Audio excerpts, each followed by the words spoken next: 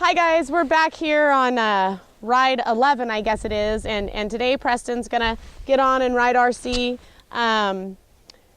You know, yesterday Jordan rode him and that went really good. He seems to have a little less go today, but I'm just kind of having Preston run him around here and make sure, you know, there isn't anything sneaky in there. This isn't a horse that you're gonna have to work very long in the round pen as far as running him around. Well, if you feel like, just kind of say whoa and stop him. Good. You can get him caught up and go to getting on him. So what kind of things do you remember from yesterday, Preston, that are things you're going to think about when you're going around on him after watching Jordan? You're going to have to speak up.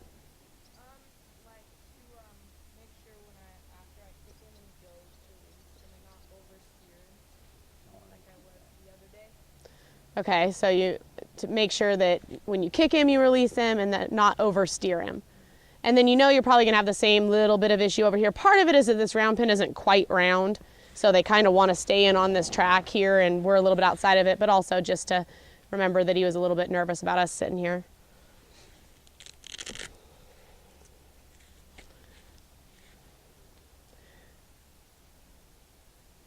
I would just don't worry about kind of pussyfooting around him, you know. Take his halter off, you know, get the halter off. He should stand there and stay with you while you do stuff, yeah. You're going to make more of it by having too much in your hands. And you know what? If he runs off, go chase him off because he needs to learn to just stand there. So next time, maybe your offside ear first, remember? Oh. Right? So you can't chuckle. It's not going to help if you're just because then you're bringing his head towards you when you do it. It just makes it a little bit easier. You look a little bit like a drunken sailor on this side. Your brow band's kind of... tell you, this horse is going to be sacked out from quick movements by the time. It's funny, I've noticed that with you watching that, like, you know, over time your movements have gotten better. You've learned how to, they really do get you to stop making jerky movements. You know, you get a lot more fluid in your movement. We're actually having a sort of sunny day today. We've already had, you know, all the elements pretty much besides snow already today.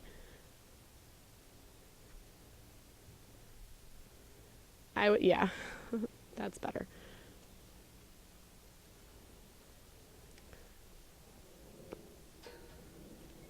Oh. Too bad you couldn't have found a mud puddle to throw it in. That would have made it even better.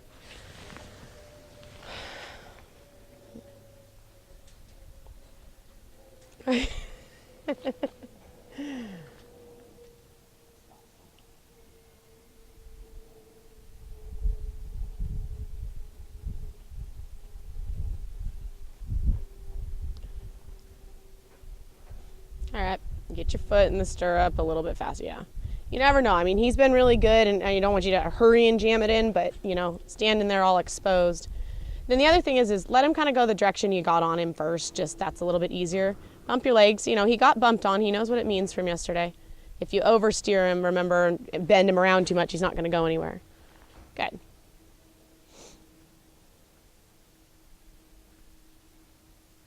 Put your feet into your stirrups, home in your stirrups, so that, you know, if he goes and blows, even more than that, they can be snugged right up to where your heels are. There you go. That keeps your feet underneath you. It's actually how they're designed to be used, stirrups. That's why you have a heel on your boot. Contrary to popular equitation belief. I don't know. Maybe it is right for some things. Not for this. It is functionally incorrect. So I'll tell you, you'd be wishing you had your stirrup when he acts like you're a cougar on his back, yeah.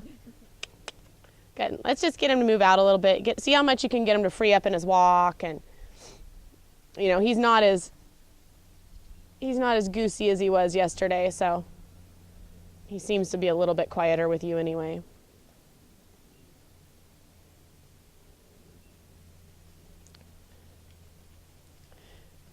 Let's see if you can kind of, yep. That's all right. So not back to your body so much. Give a little more direction out to the side. Remember, he's got to kind of follow your hand.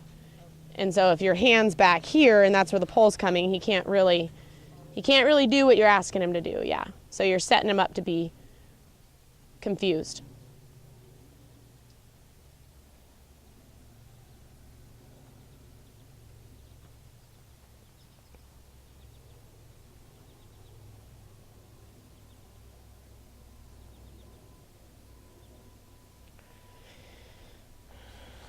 All right, let's see if we can kind of bump him up to a trot. Let's get him to move out a little bit in the beginning here.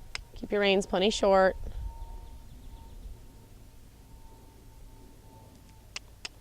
Cluck and bump and just be quiet with your hands. Try to just guide him where you want to go. Good. Keep him going. Keep him going. Good. Soft with your hands just for steering. Use your body for balance. Good. Try as much as you can to just think about staying out on the rail. You don't have to drag him out there, but just look up and, yeah. Don't oversteer him because I think you were steering so much you're kind of causing him to come into the center. Good. Steer out. Good. Keep him moving though.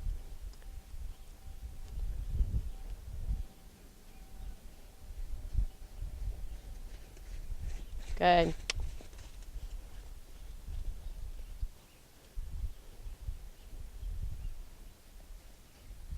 Good. We're just going to let him keep going around for a little bit here. When you get a chance, see if he'll let you just say whoa and quit and stop. And now when you do that, I want you to remember that going this direction, this is where he wanted to duck into the fence on you, right? When you stopped. So I just want you to be ready for that, to be able to catch him with your right hand if he does the same thing. So say whoa. Now you can pull on him a little. Good. And say thank you, Jordan, for putting that on my horse yesterday. Good. So I know a lot of times that we turn around and go towards the fence, but just because of what he's done the other couple of times, let's turn into the inside to the round pen and go get back out on the rail and go trot the other direction. You know, a lot of that is that we want to be able to bump him. He's got to go forward first before he could steer. Good. Yeah, it's hard for them to steer if they don't have any forward motion when they get started. Good. So you're going to give him direction, and then you're just going to kind of let him float out there.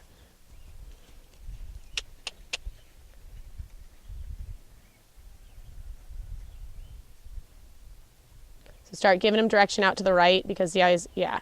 If you do that a little sooner, then you'll probably stay out on the rail a little better.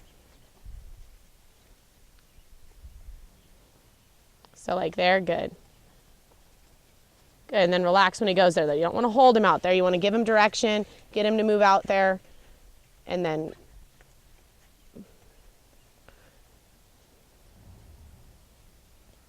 just let him float around. Good. Good. Okay, you want to lope on him? All right, let's do this. This is a direction he got a little bit goosey, so don't worry so much about steering. Let's just get him up there and let him go around. Bump him up there.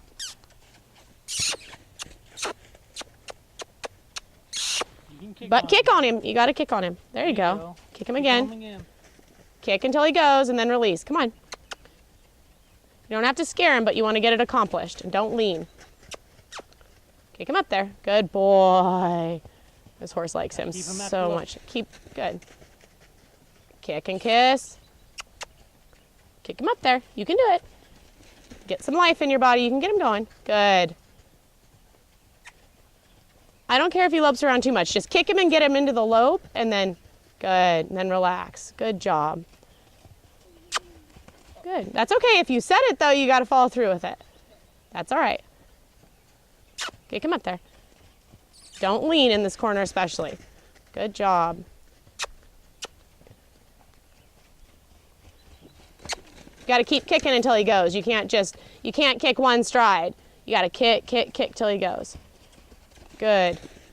Okay, now you can find a place to let him shut down. Good. Good. So you can take a hold of him. Good. Good job. Draw him into a little bit of a backup. So okay, woo. You went from asking her out on a date to trying to kiss her. You didn't buy her dinner. You didn't do anything else. You just went from nothing to, you got to give him time to come with you and feel. Because if I just go like this the first time I'm going to do anything, that's what he's always going to expect. I would like for us to be able to get along a lot better if I just barely touched him, right? Especially when you were watching, good. When you were watching yesterday and you saw that was probably the best thing he did, and you can pet on him, yeah. So don't go take the good stuff off of him because you go past reading the feel. Okay, so let's pull him around and go the other direction.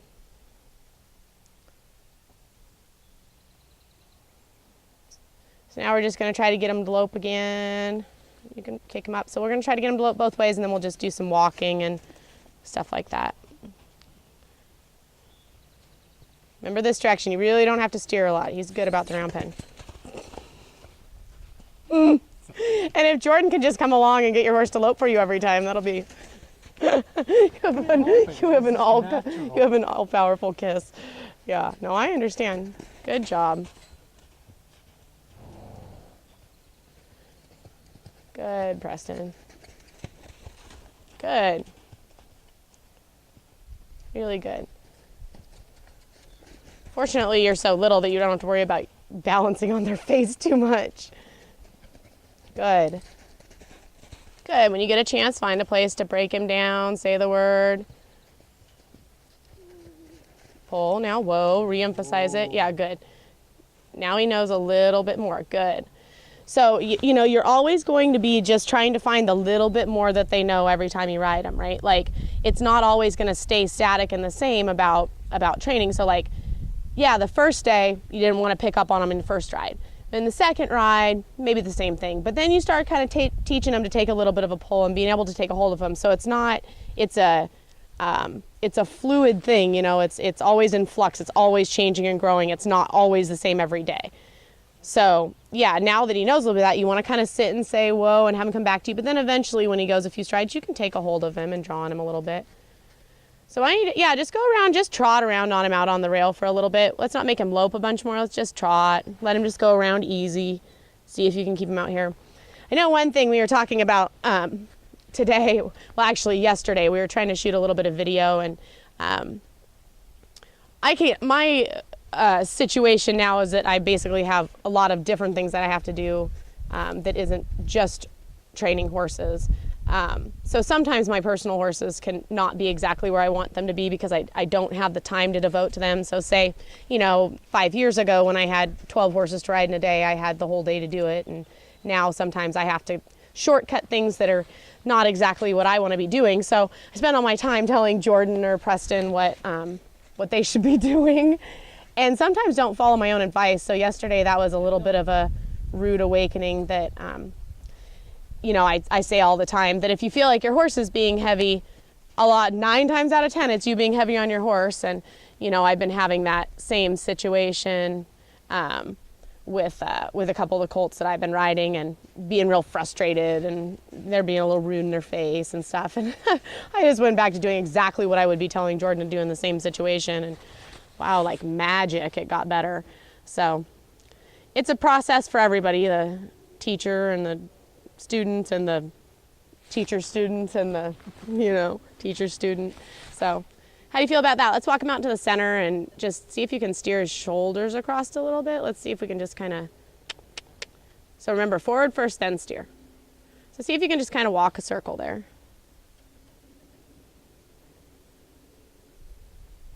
Forward motion, because he can't turn or do anything if he's not moving. Good. So you want to start every time that you cluck, you want to start cluck, and you want to lightly, like you started out at like a 2, and every time you just tapped him with a 2. Now you're at like a 7, but you're not going 1, 2, 3, 4, 5, 6, 7. You're going 7 the first time. So every time, if you want him, because eventually you want him to go off of just a light, right? You want him to go off of 1. You want to just be able to go and barely move your legs. So you're gonna create a horse where you have to do a 7 all the time. And what happens when he doesn't want to listen to 7 anymore? Pretty soon you get to 10 and there's nothing above that. It's kind of like the concept of getting a bigger bit, right? I mean, yeah, sometimes it helps or you have to do it, but it's all in the application, not necessarily in, yeah, so now every kick is harder until he goes. Yeah, you start out, light, harder, harder, harder. Good, good. Does that make sense? Make sure you're clucking though.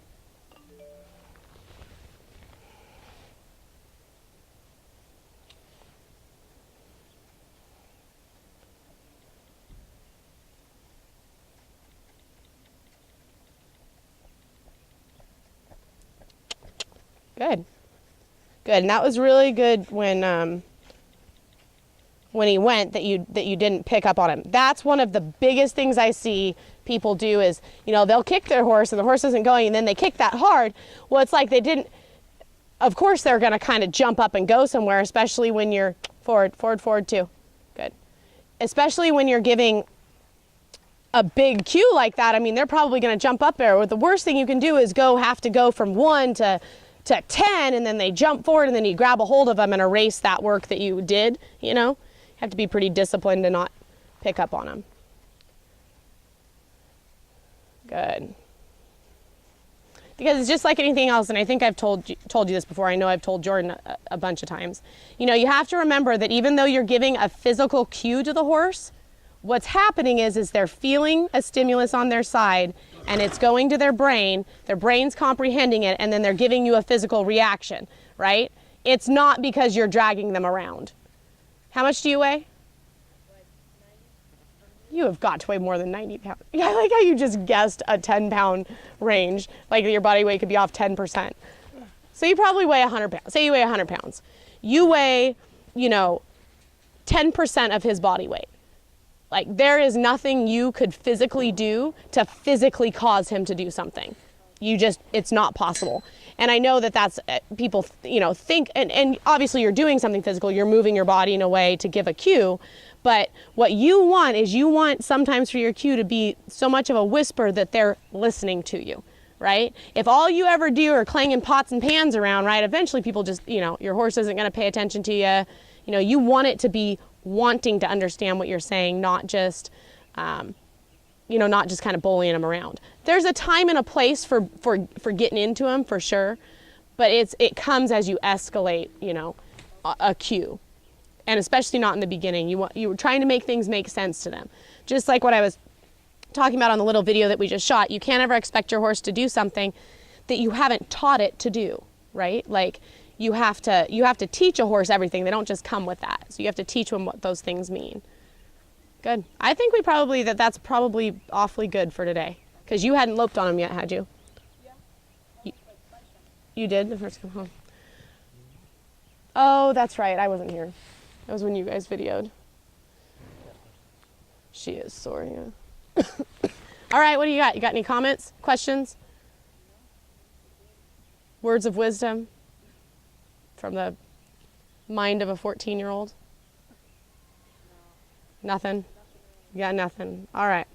Well, that's all we have for today, you guys. Do a little more tomorrow. We're probably not very far from getting out of the round pen and at least walking around and doing a few things like that. So if you have any questions or anything like that, feel free to shoot us a message. Things have been going pretty good, so we'll see you tomorrow.